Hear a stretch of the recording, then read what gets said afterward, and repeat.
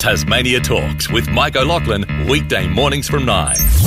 Housing grants. They may seem like a good idea in theory, but our resident economist Saul Eslake says they're doing more harm than good. So Saul joins me now. Saul, good morning. Good morning. And now tell us, what impact are these housing grants actually having? Well, they have had the effect of bringing forward from future years demand for housing that now has been expressed by people signing contracts during the pandemic recession and subsequently. So to that extent, it has provided a short-term stimulus to the home building industry at a time when, during the depths of last year's recession, it was thought that it would be needed. And you might recall that about 14 months ago, it was widely believed that house prices were going to fall a lot. I think all of the chief economists of the big banks, and I used to be one of those 15 years ago, said that house prices would fall by between 10 and 20%. If memory serves me correctly, the head of the Commonwealth Bank thought a worst-case scenario might have entailed house prices falling by 40%. Now, none of that came to pass, of course, and we now find ourselves in a position where the building industry is actually stretched and builders are finding difficulty getting skilled tradespeople and particularly imported things that people want to have in their new houses. But there's a long history of this, which I say goes back to 1964, when Sir Robert Menzies introduced the first of these schemes. It was called a Home Savings Grant. And interestingly, he did that at the urging of John Howard, who in 1963 had been the president of the New South Wales Young Liberals and was apparently able to persuade Sir Robert Menzies to offer a first home savings grant at the 1963 election, which Menzies won, having only just scraped in by one seat at the previous election in 1961, so it was presumably a popular policy. And ever since then, whenever it has looked as though house prices might be about to fall, or the housing industry had fallen into some kind of temporary slump, as it did, for example, after the introduction of the GST in 2000, or it looked like doing during the global financial crisis in 2008-9, governments, federal and state, start throwing ever more generous grants on ever more lenient eligibility criteria to people in order to encourage them to buy homes. Well, what would you call it? It's a home builders grant, home owners grant. What do you call them? Well, I call them, in the case of grants that go to people who buy existing homes, which many of them have done, particularly since first homeowner grants were extended to people who bought existing homes after the introduction of the GST, even though the GST didn't apply to existing homes, that only applied to new ones. I've called those second home vendors grants because that's where the money ends up. And where grants are restricted to people who buy new builds, then I tend to call them builders and land developers profit margin expansion grants because that's where the money ends up as well. And the thing is that these grants are supposed to encourage and increase home ownership. But when you look at census data, the home ownership rate peaked in Australia at 72.2% in 1966, which was the first census after Menzies introduced the first of these schemes, and it has been going down ever since. So that at the 2016 census, the last one for which we have results, the home ownership rate had fallen to 65.5%, which was the lowest it had been since the census of 1954. I would bet London to a brick, as they say, that the home ownership rate will have fallen even further when we get the results of the census that we've all just filled in a bit over a month ago. That'll be the middle of next year. But what's even more striking is that these grants are depicted by politicians and others as being particularly directed towards younger first home buyers. And when we look at the data on home ownership among, for example, people aged between 35 and 44, that who are not necessarily young, the home ownership rate among that group at the 2016 census was 62%. It had fallen from a peak of 75 in 1981, and it was only 1 percentage point above where it had been in 1954. If we look at the home ownership rate among people aged 25 to 34, At the 2016 census, that was 45%, down from a peak of 61% in 1981, lower than it had been at the census of 1954, and in fact only 3 percentage points higher than it had been at the census of 1947. So I can't think of a single other area of public policy where governments of both political persuasions have pursued policies which so evidently fail to meet their objective as the policy of giving cash to would-be first-home buyers. Well, can I just comment on Finance Minister Michael Ferguson has said the home builder grants were deliberately targeted and short-term to save jobs in the construction sector when it was seeing projects cancelled and delayed. And his quote is, these grants were available for eligible building contracts entered from June 4, 2020 to March 31, 2021 and are complemented with discounts on state stamp duty for those who didn't build a home, such as first-home buyers and pensioners downsizing to a smaller property to free up family homes. So they're saying, listen, as far as I'm concerned with you, you're saying, well, there's no positives at all from the home builder grants that came out last year. Well, in aggregate, I don't think there are. I mean, if you got one, right, if you were able to arrange your affairs in order to take up the option of a grant and sign a contract before the 31st of March this year, then yes, you'll think it's a good thing. And if you're the person who sold your home to someone who got one of those grants and as a result probably sold it for more than you otherwise would, then you would think it's a good thing as well. But, these are not temporary measures. Right? I mean, in Tasmania, the additional, and they've been called things like First Homeowners Boost and so on, right? So these are on top of the federal first homeowner grants that John Howard reintroduced after the introduction of the GST. And as I said, they were introduced and extended to existing housing, even though existing housing wasn't subject to the GST, which new housing was for the first time. But these things were first introduced by the Giddings government, right, in, I think, about 2011, 2012. And they have been extended every year and, in many cases, increased every year by the present government, despite the fact that, except for about 6 months last year, house prices in Tasmania have been relentlessly marching higher to the point where, as you know, it now costs more to buy a house in Hobart than it does in any of Brisbane, Perth or Adelaide, cities which are 5 to 12 times bigger than Hobart is. And this is the problem with these schemes, is that they simply result in house prices going higher. It reshuffles the queue of would-be first-home buyers in favour of those who are able to arrange their affairs to buy a house during the period for which these higher levels of grants work are available. But you just look at the data. And as I say, ever since we've been doing this, the home ownership rate has been going down. And for the people at whom it's ostensibly targeted, that is to say, relatively young first home buyers, the home ownership rate is now back to where it was in the late 1940s or early 1950s. Well, it's hard. Well, it's hard to think of any other area of public policy where governments have done the same thing over and over again, expecting a different result next time, which is Einstein's definition of madness. Okay, governments, you said, are persisting with the policy of giving cash to would-be first home buyers, and they believe, and as you've well stated, that it'll increase the home ownership rate when the overwhelming evidence, as you've just gone through, doesn't work at all. So we're not obviously getting more people into home ownership as stated.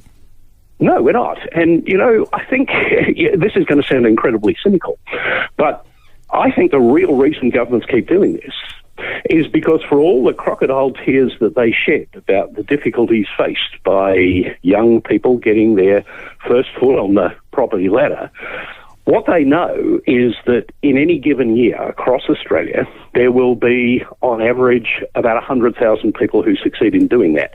Now, last year there was more than that. I think there was close to 170,000. In other years it's been less than 100,000, but on average there's about 100,000 people who succeed in becoming first home buyers. Them and perhaps another 100, 150,000 people who try but fail. They would like governments to do things that stop house prices going up as relentlessly as they have done. But at the same time, there are 11 million people in Australia who own at least one property. There are 2 million or more who own 2 or more properties. And the last thing those 11 million voters and especially the 2 million voters who own more than one property, want any government to do is anything that stops house prices going up year after year at faster than the general rate of inflation. And so, on the one hand, you've got maybe 100,000, perhaps 500,000 voters tops who want the government to restrain house price inflation. And you've got 11 million people who want the government to keep house price inflation going on for as long as it possibly can. Even the dumbest of our politicians can do that math, as the Americans say, and that's what they do every time. So realistically, looking at a graph, I saw that you've published the only age group benefiting is for 65 and over. That's right. That's it. And this is a cause of enormous intergenerational inequity in the distribution of wealth, if I can put it that way. We don't have a lot of information on the distribution of wealth, but what we have tells us that between 2003-04 and 2017-18, which is the most recent survey we have, the share of household wealth owned by people over the age of 65 has gone from 25% to 33%. Right? That's an enormous increase, 8 percentage points, an enormous increase in household wealth in the population aged 65 and over in a very short space of time. Now, to be sure, the proportion of the population aged 65 and over has risen as well, so you'd have expected the share of wealth owned by that proportion of the population to have gone up, but not by nearly as much as it has. And I'm often surprised, I've been wondering this for 15 years or more, why there isn't more anger among younger adults, younger Australians, at the way in which the housing system has been rigged against them by their parents' generations. It's almost as if, why aren't there more young people out on the street saying, what do we want cheaper housing? When do we want it now? Because people in that age group usually can't say 20 words without 4 of them being like. Careful. But instead of protesting in that way, perhaps young adults are taking their revenge out on their parents' generation by refusing to move out of their homes, so that, lots of houses with people in their late 50s and early 60s have also got 25, 32, maybe in some cases 40-year-old adult children living in them, expecting their laundry done and their meals cooked and a blind eye turned to whoever accompanies them to the breakfast table in the morning. And, baby boomer parents, instead of being able to sell the family home and move to the Gold Coast, or increasingly these days, of course, if they're on the mainland, move to Tasmania, or, drive a caravan around the country or whatever people like to do, in those years can't do it because they've still got their adult children living with them. And I've got to tell you, Saul, that producer Ria said is like offended. Using the word like. So how should these grants work, Saul? Is there a way to do this then without causing these issues? I mean, what needs to happen? Well, I would say this, that, we are, if you want to put it this way, in a hole when it comes to housing affordability. And by that, I don't only mean people who are trying to buy their own homes, but also there's an increasing proportion of people who are in rental stress. That is, they're paying very high proportions of their income in rents, and they're living insecurely. They can be tossed out at relatively short notice. They can't do things to the places in which they live that make them feel more like a home, including, in many cases, having a cat or a dog or hanging pictures up on the wall. And, that problem has been exacerbated by the fact that there's now a significant proportion of people, say, in their late 20s and 30s, who in generations gone by would have been buying their own home. They have they've got good jobs, they're earning decent incomes, but they still can't raise the deposit or afford to service the sort of mortgage you have to take on in order to buy a home these days.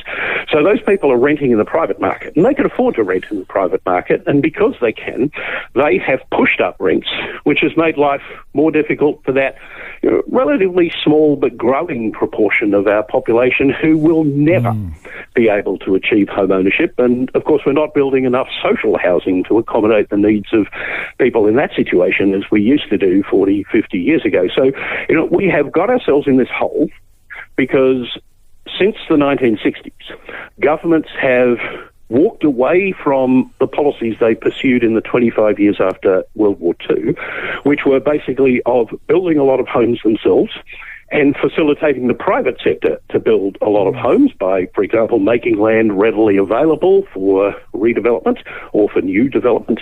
And instead of doing that, what governments have done have inflated demand through first-time owner grants that have got bigger and being available to an increasing proportion of the population by making increasingly generous tax preferences for investors, which mean that would-be first-home buyers are competing for the same properties with people who in effect get their interest bills subsidised through negative gearing and then pay half as much tax on the capital gains they make when they sell those properties as people have to pay on their wage and salary incomes. So we've been inflating demand, and at the same time, federal, state and local governments have, instead of doing things that boost the supply of housing, have increasingly done things that constrain the supply of housing, for example, through more onerous zoning and planning laws, by seeing almost every point in the new housing supply chain as an opportunity to raise taxes and charges, which ultimately get passed on in the form of higher prices for housing by collecting ever more in stamp duty and things like that. And, when you're in a hole, the most sensible thing to do is to stop digging. And what I mean by that is that we need to stop policies that inflate the demand for housing, such as first-time owner grants and generous tax breaks for property investors. But they do sound fantastic to a political party trying to get a win in an election. Well, yeah. And European politicians often say, when confronted with difficult problems like this, we know what we have to do. The problem is getting ourselves re-elected after we've done it. But, the New Zealand Labor government has gone further in winding back the tax breaks enjoyed by property investors over there than the Australian Labor Party ever proposed doing at the last two elections. The other thing governments ought to be doing, apart from stepping back from policies that serve only to inflate demand, is to start adopting policies that boost supply. And that would include spending more on social housing, which, to be fair, the Tasmanian government is doing. They have certainly lifted their effort in successive budgets. I think there is room to do still more, but I wouldn't criticise them for not having done anything. And again, I would say Tasmanian local councils have lifted their game too by approving the highest number of proposed new dwellings, I think, in Tasmania's history. I mean, they kind of charge a bit for doing it, and that's a form of raising revenue rather than through rates, and I wish they didn't charge as much as they do for approving developments, but at least they're approving more developments. But, there are other things that states and local governments used to do much more of than they do today, which includes, helping to build the transport infrastructure that makes new housing developments more accessible, makes it easier for people to get to them, from them to wherever they work and whatever other forms of entertainment they want to pursue. And, there's more that can be done in that area as well to facilitate increases in supply. So, at the risk of sounding like an economist, which I am, rising prices are the result of the interaction between demand and supply. Well, if you pursue policies that boost demand and constrain supply, you don't need a PhD in economics to figure out what's going to happen to prices. And if you want prices to stop going up, you don't need a PhD in economics to figure out what you should be doing with demand and supply. Saul, we've got you. I understand, and I won't say like either. That Rhea can't get that out of her head, my producer. Listen, Saul, good to talk to you. Thank you indeed, Saul Eslake, our resident economist. We'll talk again soon, Saul. I appreciate your time this morning. To that. Thank you very much indeed, Michael. And indeed, thank you, Saul, for that. Tasmania Talks with Mike O'Loughlin, weekday mornings from 9.